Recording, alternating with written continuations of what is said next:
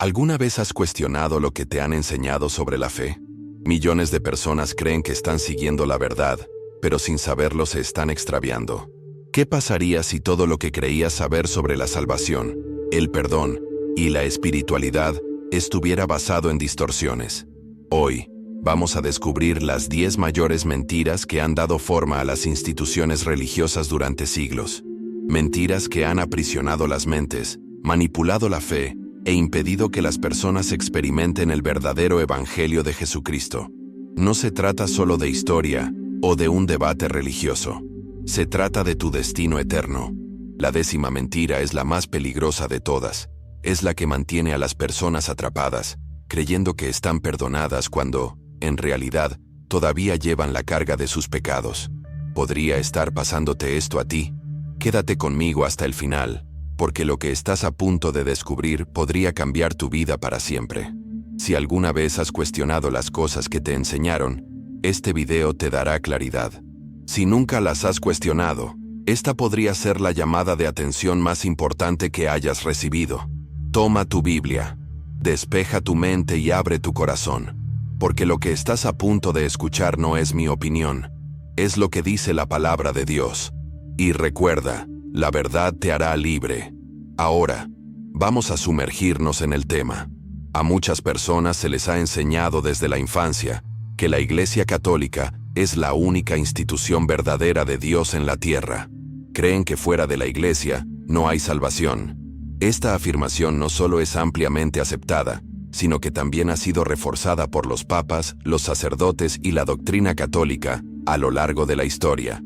La idea es que la Iglesia fue establecida por Jesucristo a través del apóstol Pedro y que solo quienes pertenecen a ella pueden alcanzar la vida eterna. Pero, ¿tiene esta creencia algún fundamento en la Biblia?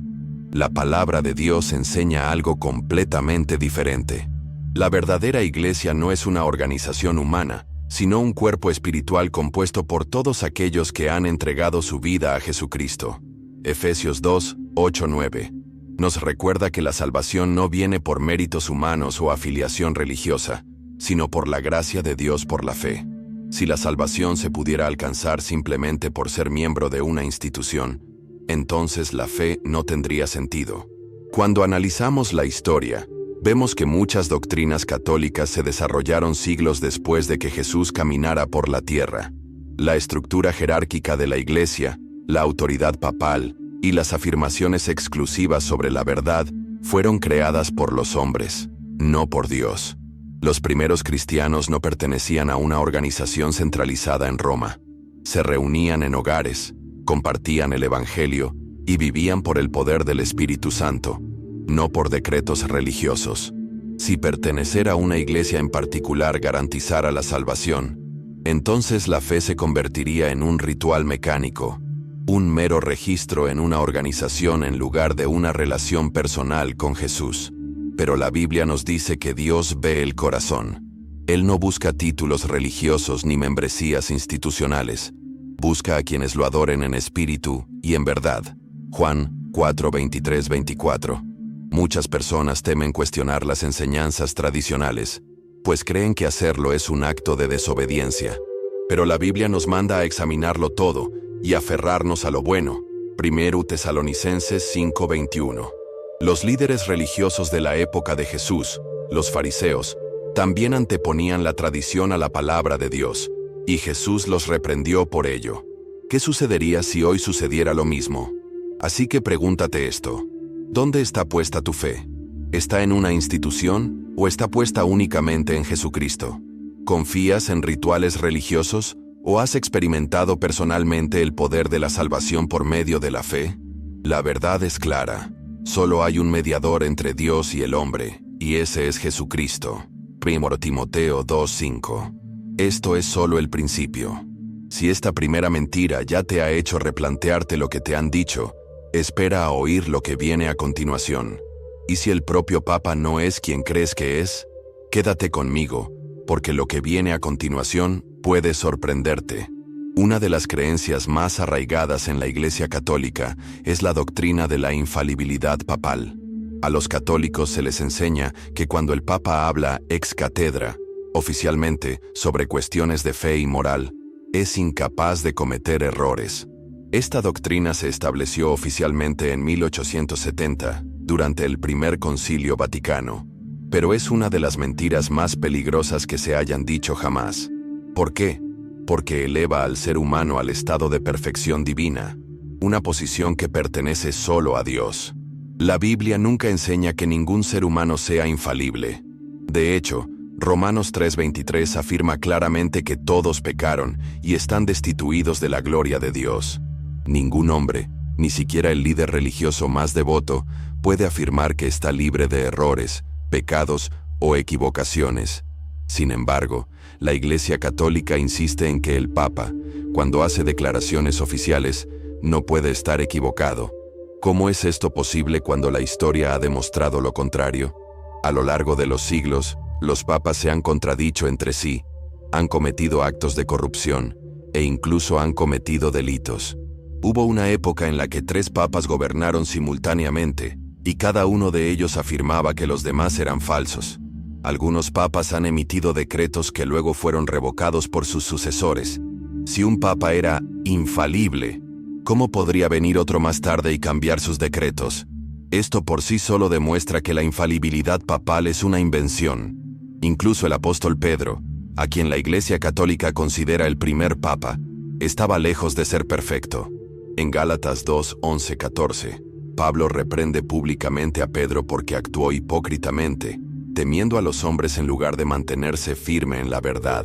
Si el propio Pedro cometió errores, ¿cómo pueden sus supuestos sucesores estar por encima de los errores?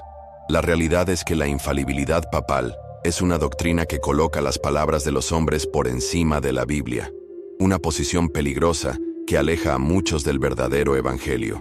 Jesús nunca designó a un representante humano infalible en la tierra. Él es el único ser perfecto y sin pecado, en quien se puede confiar plenamente. Hebreos 4:15. Cuando la Iglesia Católica enseña que las palabras del Papa no pueden cuestionarse, está desviando la autoridad de la palabra de Dios y poniéndola en manos de un solo hombre. Esto es manipulación y engaño espiritual. Pregúntese, ¿está siguiendo las palabras de los hombres o las palabras de Dios? ¿Ha probado lo que cree con las Escrituras o simplemente lo ha aceptado porque así lo dijo una institución? Recuerde que la verdadera fe se basa en la palabra de Dios, no en las tradiciones humanas. Y ahora, pasemos a otra enseñanza falsa y peligrosa, que afecta a millones de personas todos los días: la veneración de imágenes y estatuas. La Iglesia Católica enseña que venerar imágenes y estatuas de santos no es idolatría, sino más bien una forma de honor y devoción. Los católicos se arrodillan ante las estatuas, encienden velas y les rezan, creyendo que simplemente están usando estas imágenes como una forma de centrar su fe. Pero, ¿hace la Biblia una distinción entre veneración y adoración? La respuesta es no. El segundo mandamiento, que se encuentra en Éxodo 24:5, prohíbe estrictamente la fabricación y reverencia de imágenes religiosas. No te harás imagen ni semejanza de lo que hay arriba en el cielo, ni abajo en la tierra, ni en las aguas debajo de la tierra. No te inclinarás a ellas ni las adorarás. La palabra de Dios deja en claro que cualquier forma de reverencia hacia las imágenes es idolatría. No importa si la intención es honrar en lugar de adorar. Dios le ordenó a su pueblo que se alejara de tales prácticas porque sabe con qué facilidad el corazón humano es arrastrado a una falsa devoción.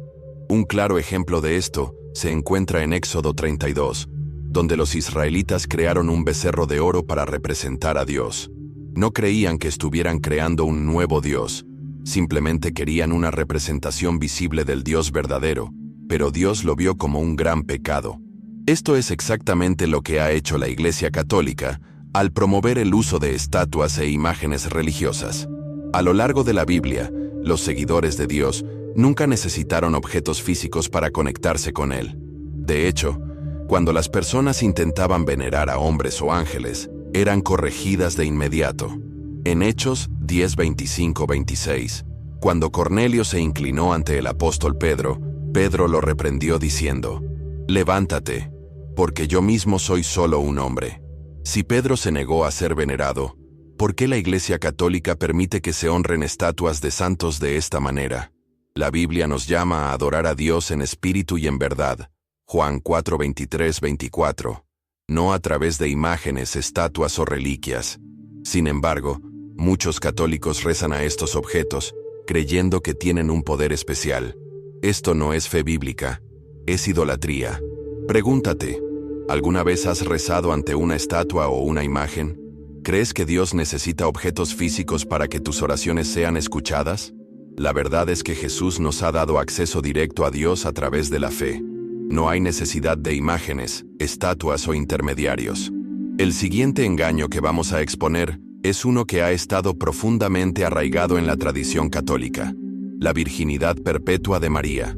Una de las doctrinas más veneradas en el catolicismo es la creencia de que María permaneció virgen durante toda su vida. A los católicos se les enseña que Jesús fue su único hijo y que ella nunca tuvo más hijos. Esta doctrina está tan arraigada que muchas personas ni siquiera la cuestionan. Pero ¿qué dice realmente la Biblia? En Mateo 13, 55-56, se menciona explícitamente a los hermanos de Jesús por su nombre. ¿No es este el hijo del carpintero? ¿No se llama su madre María, y sus hermanos Jacobo, José, Simón y Judas? ¿No están todas sus hermanas entre nosotros? La Biblia no describe a estos individuos como primos o discípulos. Claramente se refiere a ellos como sus hermanos. Además, Lucas 12:7 describe a Jesús como el hijo primogénito de María. El término primogénito implica que hubo otros hijos nacidos después de él. Si Jesús hubiera sido el hijo único de María, la Biblia habría usado el término unigénito, tal como lo hace para Jesús en relación con Dios el Padre. Juan 3:16. La Iglesia Católica sostiene que estos hermanos eran simplemente primos, pero la palabra griega que se usa en el Nuevo Testamento para hermanos es adelphoi, que significa literalmente hermanos. Si los escritores bíblicos hubieran querido decir primos, habrían usado la palabra anepsios, pero nunca lo hicieron. ¿Por qué entonces la Iglesia Católica insiste en la virginidad perpetua de María? Lo cierto es que esta doctrina se desarrolló siglos después, influenciada por la idea de que el celibato es más sagrado que el matrimonio. La Biblia, sin embargo, nunca coloca a María en un pedestal divino. De hecho, en Lucas 1:46-47, la propia María reconoce su necesidad de un Salvador, al afirmar: «Mi alma glorifica al Señor, y mi espíritu se regocija en Dios mi Salvador». Si María necesitaba un Salvador, entonces era una pecadora como todos los demás. La doctrina católica de la virginidad perpetua no se basa en las sagradas escrituras, sino en tradiciones creadas por el hombre. El cristianismo siempre debe centrarse en Jesucristo, no en María. ¿Le han enseñado esta falsa doctrina? ¿Ha examinado alguna vez las palabras reales de la Biblia en lugar de confiar simplemente en la tradición religiosa? Es hora de liberarse del engaño y buscar la verdad de la palabra de Dios. La Iglesia Católica impone el celibato obligatorio para sus sacerdotes, alegando que permanecer solteros les permite ser más puros espiritualmente y estar más dedicados a Dios. Muchos católicos aceptan esta enseñanza sin cuestionarla, creyendo que es un mandato divino. Pero, ¿es el celibato realmente un requisito bíblico para servir a Dios? ¿O es simplemente otra regla creada por el hombre y diseñada para controlar el sacerdocio? La Biblia nunca ordena el celibato para los líderes de la Iglesia. De hecho, enseña lo contrario. 1 Timoteo 3:2 dice que un obispo debe ser marido de una sola mujer, lo que claramente implica que se esperaba que los líderes de la Iglesia fueran hombres casados. Si el matrimonio era una parte natural y aceptada del liderazgo cristiano, ¿por qué la Iglesia Católica exige el celibato? La verdad es que el celibato sacerdotal no era originalmente parte de la doctrina de la Iglesia. Durante los primeros siglos del cristianismo, a los sacerdotes e incluso a los papas se les permitía casarse. No fue hasta el Concilio de Letrán I en 1123 que la Iglesia prohibió oficialmente el matrimonio a los sacerdotes. Pero, ¿por qué? Nunca se trató de espiritualidad, sino de poder y dinero. Los sacerdotes casados podían transmitir sus propiedades y riquezas a sus hijos, lo que amenazaba el poder financiero de la Iglesia. Al prohibir el matrimonio, los líderes católicos se aseguraron de que toda la riqueza permaneciera dentro de la institución en lugar de ser heredada por los miembros de la familia. Esta fue una decisión política, no espiritual. Esta doctrina ha tenido graves consecuencias. Muchos sacerdotes católicos han tenido que luchar con deseos reprimidos, lo que ha dado lugar a escándalos, relaciones secretas e incluso conductas delictivas. La carga del celibato forzado ha destruido vidas y ha dañado a innumerables personas. Sin embargo, la Biblia nunca sugiere que el matrimonio haga que un hombre sea menos devoto de Dios. De hecho, la Biblia honra el matrimonio como una institución sagrada. Génesis 2:18, Hebreos 13:4. Pregúntese, ¿por qué Dios creó el matrimonio como una bendición, pero lo prohibió para sus propios ministros? ¿Por qué la Biblia aprueba a los líderes casados, pero la Iglesia Católica los prohíbe? La respuesta es simple. Esta doctrina no proviene de Dios, sino de los hombres. Ahora, pasemos a otra doctrina peligrosa, una que mantiene a millones de personas en el temor después de la muerte. Es hora de exponer la mentira del purgatorio. La Iglesia Católica enseña que después de la muerte, las almas deben pasar por el purgatorio, un lugar donde se purifican de sus pecados antes de entrar al cielo. A los católicos se les dice que las oraciones, las buenas obras e incluso las indulgencias pagadas pueden acortar su tiempo en el purgatorio. Pero, ¿se encuentra esta enseñanza en la Biblia? La respuesta es un rotundo no. La Biblia enseña claramente que solo hay dos destinos después de la muerte: el cielo o el infierno. Lucas 16, 22, 23 describe cómo el hombre rico fue llevado inmediatamente a un lugar de tormento, mientras que Lázaro fue llevado directamente al paraíso. No hay un estado intermedio de purificación. La doctrina del purgatorio contradice directamente el sacrificio de Jesucristo. La Biblia nos dice que la sangre de Jesús nos limpia completamente de todo pecado. 1 Juan 1:7. Si el sacrificio de Cristo fue suficiente, ¿por qué sería necesario un proceso de purificación adicional? Hebreos 9:27 afirma que después de la muerte nos enfrentamos al juicio, no a la purificación. El concepto de purgatorio no formaba parte del cristianismo primitivo. Se introdujo más tarde como una forma de controlar a los creyentes y generar riqueza para la iglesia.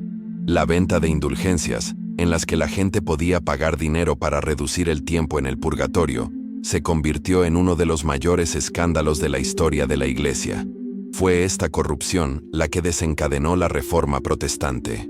Si usted es católico, pregúntese, ¿está confiando en la obra terminada de Cristo en la cruz o está confiando en una doctrina hecha por el hombre que no tiene fundamento bíblico? La verdad es que si usted pertenece a Cristo, ya está salvo. No hay necesidad de una purificación adicional después de la muerte. Ahora, pasemos a otro engaño peligroso que afecta a millones de niños inocentes en todo el mundo. Hablemos de la mentira del bautismo infantil. La Iglesia Católica enseña que el bautismo de los niños elimina el pecado original y garantiza su entrada en la gracia de Dios. Esta creencia está tan arraigada que muchos padres temen por el alma de sus hijos si no son bautizados. Pero, ¿es este bautismo bíblico o es otra invención religiosa? La Biblia vincula constantemente el bautismo con la fe personal y el arrepentimiento. Marcos 16:16 dice, «El que creyere y fuere bautizado, será salvo». El bautismo debe ser una declaración pública de fe, no un ritual automático que se realiza en personas que ni siquiera pueden entender el Evangelio. No hay un solo ejemplo en la Biblia de un bebé que haya sido bautizado. Todos los bautismos registrados en las Escrituras se realizaron en adultos o individuos que habían decidido conscientemente seguir a Cristo. En Hechos 2:38, Pedro le dice al pueblo, «Arrepentíos y bautícese cada uno de vosotros». ¿Cómo puede un bebé arrepentirse? La práctica del bautismo infantil no existía en la iglesia primitiva. Fue introducida siglos después como una forma de que la Iglesia Católica aumentara su control sobre la población. Al bautizar a los niños, la Iglesia podía reclamarlos como miembros de por vida antes de que tuvieran la edad suficiente para tomar sus propias decisiones. El bautismo es un compromiso serio. Representa un nuevo nacimiento, una decisión consciente de seguir a Cristo. Un bebé no puede tomar esa decisión. Entonces, ¿por qué la Iglesia Católica continúa con esta práctica no bíblica?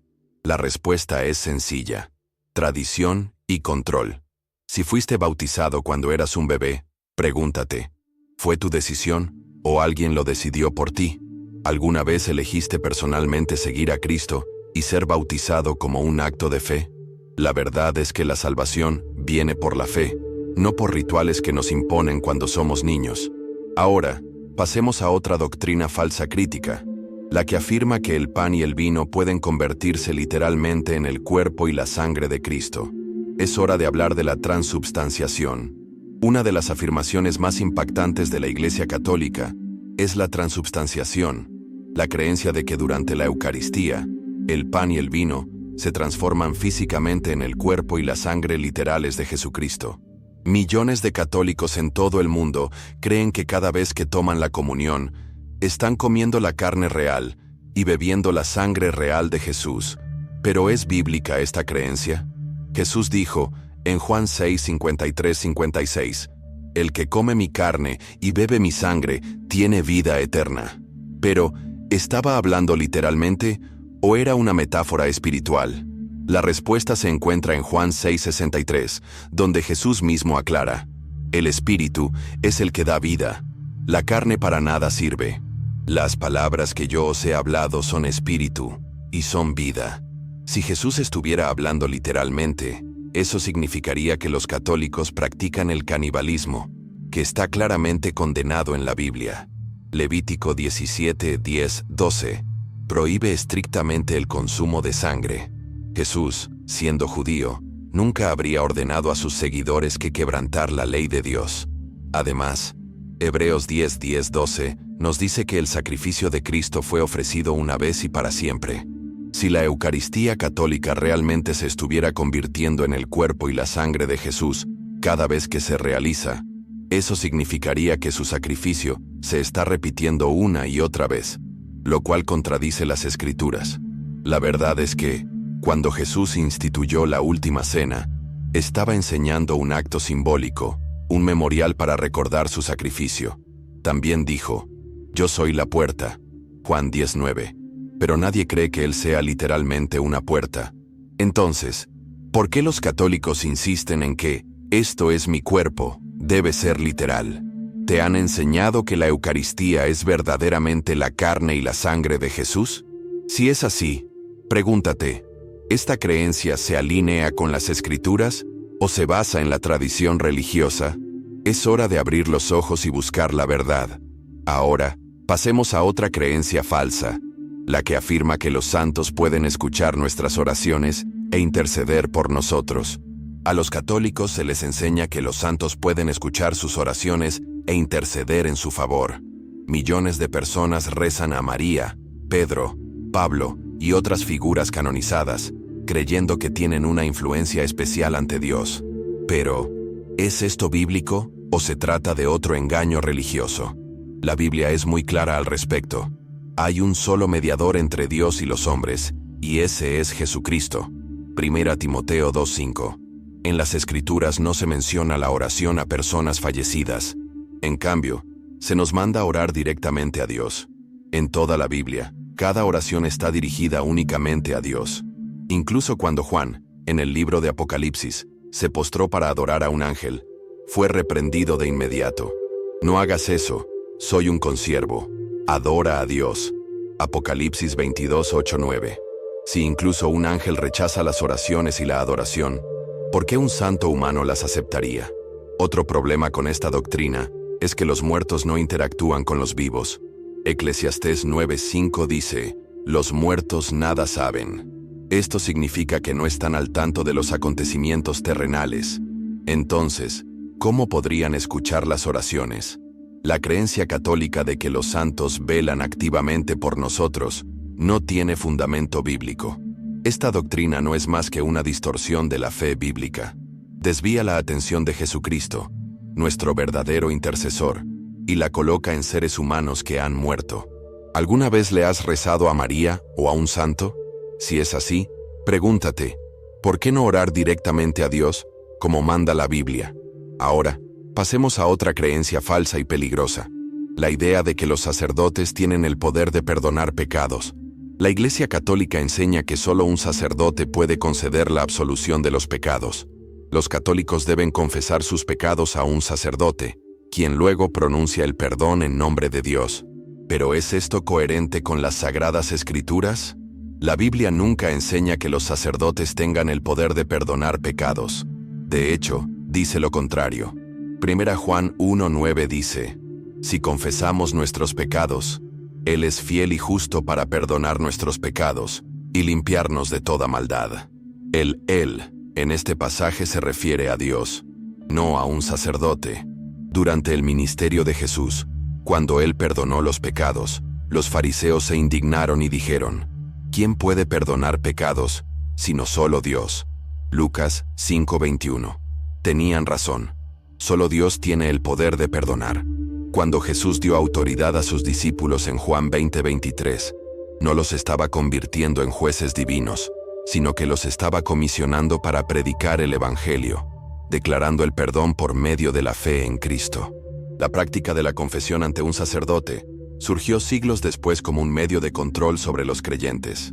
Al obligar a las personas a confesar sus pecados a los funcionarios de la Iglesia Católica ganó poder sobre la población, haciéndolas dependientes del sacerdocio para su posición espiritual. ¿Alguna vez has sentido que necesitabas un sacerdote para ser perdonado? La verdad es que no necesitas un intermediario. Tienes acceso directo a Dios a través de Jesucristo. Ahora, pasemos a otro gran engaño: el uso del rosario y las oraciones repetitivas. La Iglesia Católica promueve el rosario como una herramienta esencial para la oración. Los católicos devotos repiten oraciones una y otra vez, creyendo que esta repetición los acerca a Dios. Pero Dios desea rituales repetitivos o busca una comunicación genuina y sincera. Jesús mismo advirtió contra las vanas repeticiones en Mateo 6:7, diciendo: cuando oréis, no uséis vanas repeticiones, como hacen los paganos, que piensan que serán escuchados por su palabrería. Sin embargo, el rosario fomenta las oraciones repetitivas, como recitar el Ave María docenas de veces. En ningún lugar de la Biblia se instruye a los creyentes a repetir oraciones preestablecidas una y otra vez. La oración debe ser una conversación personal con Dios, no un ritual formal. El Padre Nuestro fue dado como modelo, no como un canto para recitar mecánicamente. El uso del rosario se originó a partir de tradiciones paganas en las que la gente usaba cuentas para llevar un registro de las oraciones repetidas. Esta práctica fue adoptada más tarde por la Iglesia Católica para crear una forma de devoción estructurada y repetitiva, pero no tiene base en las Sagradas Escrituras. Si has estado confiando en oraciones repetitivas, pregúntate: ¿estás realmente conectado con Dios o simplemente estás siguiendo una rutina? Dios desea la oración sincera, no la repetición mecánica. Ahora, expongamos uno de los engaños más peligrosos de todos: la adoración a María. Los católicos a menudo niegan que adoren a María e insisten en que simplemente la honran. Sin embargo, cuando observamos las prácticas católicas, oraciones dirigidas a María, estatuas de María en las iglesias e incluso el hecho de llamarla Reina del Cielo, queda claro que María ha sido elevada a un estado de divinidad. La Biblia nunca enseña que se le deben hacer oraciones a María. De hecho, María misma reconoció su necesidad de un Salvador en Lucas 1:46-47, al decir: mi alma glorifica al Señor, y mi espíritu se regocija en Dios mi Salvador. Si María necesitaba un Salvador, no era una persona sin pecado, sino un ser humano como nosotros. La tradición católica se refiere a María como la mediadora y corredentora, pero 1 Timoteo 2:5 dice que hay un solo mediador, Jesucristo. Esta doctrina es una invención total que desvía la atención de Cristo. ¿Pones a María por encima de Jesús en tu fe? ¿Alguna vez has rezado a María en lugar de hacerlo directamente a Dios? La verdad es que solo Jesús es Señor. Durante siglos, la Iglesia Católica ha enseñado que solo ella tiene la autoridad para interpretar las Escrituras. A los católicos se les dice que deben confiar en las enseñanzas de la Iglesia por encima de su propia comprensión. La doctrina de la Sagrada Tradición se coloca por encima de la Biblia misma, lo que significa que las tradiciones católicas se consideran iguales o incluso superiores a la palabra de Dios. Pero ¿es bíblica esta afirmación? La Biblia misma advierte contra añadir o quitar cosas a la palabra de Dios. Apocalipsis 22, 18, 19 dice: Si alguien añade a estas palabras, Dios traerá sobre él las plagas descritas en este libro. Sin embargo, la Iglesia Católica ha añadido docenas de doctrinas antibíblicas a lo largo de los siglos, afirmando que su interpretación es absoluta e incuestionable. La verdad es que la palabra de Dios es suficiente por sí sola. 2 Timoteo 3, 16, 17 declara: Toda la Escritura es inspirada por Dios y útil para enseñar, para reprender, para corregir y para instruir en la justicia, a fin de que el siervo de Dios esté enteramente capacitado para toda buena obra. Si la Biblia es suficiente para equipar a los creyentes, entonces ¿por qué la Iglesia Católica insiste en que se deben seguir sus tradiciones? Jesús reprendió constantemente a los fariseos por poner la tradición por encima de los mandamientos de Dios. En Marcos 7, 8, Él dijo: Ustedes han dejado de lado los mandamientos de Dios y se aferran a las tradiciones de los hombres. La Iglesia Católica es culpable del mismo error, enseñando que su palabra es ley, incluso cuando contradice las Escrituras. Otro problema importante es que la Iglesia Católica desalentó activamente a la gente a leer la Biblia durante siglos. Antes de la invención de la imprenta, la Biblia se conservaba en latín, un idioma que la mayoría de la gente no podía leer. Cualquiera que intentara traducir la Biblia a idiomas comunes era perseguido e incluso ejecutado por las autoridades de la Iglesia. Si la Iglesia Católica realmente siguiera a Cristo, ¿no querría que la gente leyera su palabra libremente? ¿Por qué retendría las Escrituras e insistiría en que solo sus líderes pueden interpretarlas correctamente? La respuesta es simple: control.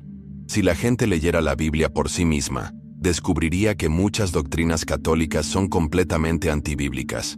Pregúntese: ¿alguna vez ha estudiado la Biblia de manera independiente o siempre ha confiado en lo que le dice la Iglesia? La verdad es que Dios ha dado su palabra a todos, y el Espíritu Santo es nuestro guía, no una institución religiosa. Juan 16:13 dice: Cuando venga el Espíritu de verdad, Él los guiará a toda la verdad. No necesita un sacerdote, un papa o un concilio que le diga qué creer. Necesita la palabra de Dios. Ahora pasemos a nuestro último engaño, uno de los más dañinos de todos: la falsa idea de que la salvación viene a través de la Iglesia, no solo mediante la fe en Cristo. La doctrina más peligrosa de la Iglesia Católica es la creencia de que la salvación viene a través de la Iglesia, no solo a través de la fe en Jesús. A los católicos se les enseña que fuera de la Iglesia no hay salvación, lo que significa que si no eres católico, no puedes ser salvo. Pero esta enseñanza se alinea con las Escrituras. Jesús mismo nunca dijo que una institución religiosa es la clave para la salvación. En cambio declaró: Yo soy el camino, la verdad y la vida. Nadie viene al Padre sino por mí. Juan 14:6. Observe que Jesús no dijo: Nadie viene al Padre sino por la Iglesia. El apóstol Pablo lo confirma en Efesios 2:8-9, al afirmar: Porque por gracia sois salvos por medio de la fe, y esto no de vosotros, pues es don de Dios, no por obras, para que nadie se gloríe. Sin embargo, la doctrina católica enseña que la salvación se gana a través de los sacramentos, la obediencia a la Iglesia y las buenas obras, en lugar de la fe solamente en Cristo. Esta creencia lleva a muchos católicos a vivir con miedo, sin saber nunca si son verdaderamente salvos. En lugar de confiar en la obra terminada de Jesús en la cruz, creen que deben cumplir constantemente con sus deberes religiosos para mantener su salvación. Esto contradice Romanos 5:1, que dice: Por tanto, habiendo sido justificados por la fe, tenemos paz con Dios por medio de nuestro Señor Jesucristo. La Iglesia Católica afirma que solo los sacerdotes pueden administrar los sacramentos necesarios para la salvación, lo que hace que las personas dependan completamente de la institución. Esta doctrina fue creada para asegurar el control sobre los creyentes, en lugar de señalarles la libertad que se encuentra en Cristo. Si usted es católico, pregúntese, ¿cree que Jesús solo es suficiente para salvarlo? ¿O le han enseñado que la salvación solo se encuentra a través de la Iglesia Católica? La Biblia lo deja claro. No necesita una institución para salvarse, necesita a Jesucristo. Este es el último engaño de nuestra lista, pero es, con diferencia, el más peligroso, porque si alguien cree en esta mentira, nunca depositará su fe únicamente en Cristo. Siempre confiará en un sistema religioso en lugar de en una relación personal con Jesús. Ahora, pasemos a la conclusión, donde resumiré todo y te daré un poderoso llamado a la acción. Avísame cuando estés listo. Acabamos de descubrir algunas de las mayores mentiras que millones de personas han sido inducidas a creer. Estos engaños han atrapado almas, distorsionado el evangelio y mantenido a la gente en esclavitud. Pero hoy se te ha dado la verdad, y la verdad te hará libre. Juan 8:32. La Iglesia Católica ha enseñado que la tradición es igual a la Escritura, que los sacerdotes tienen autoridad divina, que la salvación depende de la Iglesia, y que los sacramentos y los rituales son necesarios para la vida eterna. Pero hemos visto a través de la palabra de Dios que la salvación viene solo por gracia, solo por fe, solo en Cristo. Ahora tienes una elección. ¿Seguirás poniendo tu confianza en una institución construida por hombres o entregarás tu vida únicamente a Jesucristo? ¿Seguirás tradiciones que contradicen la Biblia o elegirás vivir según la palabra de Dios? No se trata solo de una cuestión de religión, se trata de la eternidad. Si este mensaje te ha abierto los ojos, no te lo guardes para ti. Comparte este video con alguien que necesite escuchar la verdad. Suscríbete al canal y sigue a Jesús. No a una iglesia, ni a un papa, ni a reglas religiosas, sino al único y verdadero Salvador que dio su vida por ti. Si sientes que Dios te habla al corazón ahora mismo, actúa. Ora a Él. Pídele que se revele a ti a través de su palabra. Búscalo y lo encontrarás. Jeremías 29:13. Y si quieres seguir aprendiendo y creciendo en la verdad, activa las notificaciones para no perderte ningún video. Antes de irnos, quiero tomarme un momento para agradecerte personalmente por estar aquí. Mi nombre es Oliver, y creé este canal porque sé lo que es tener preguntas, dudas y hambre por la verdad. Sé lo que es liberarse de las tradiciones creadas por el hombre y descubrir al verdadero Jesús, no el que presentan las instituciones religiosas, sino el que se encuentra en las Escrituras. Mi misión es sencilla: acercarte a la verdad de Dios, un video a la vez. Y no te veo solo como un espectador, te veo como parte de esta familia de buscadores de la verdad. Así que si este video te impactó, déjame saber en los comentarios. Construyamos juntos una comunidad que se apoye en la palabra de Dios. Gracias por su tiempo, su confianza y su corazón. Usted es amado, valorado y llamado a caminar en la verdad. Mantente fuerte, permanece en la palabra y permanece con Jesús. Nos vemos en el próximo video. Dios te bendiga.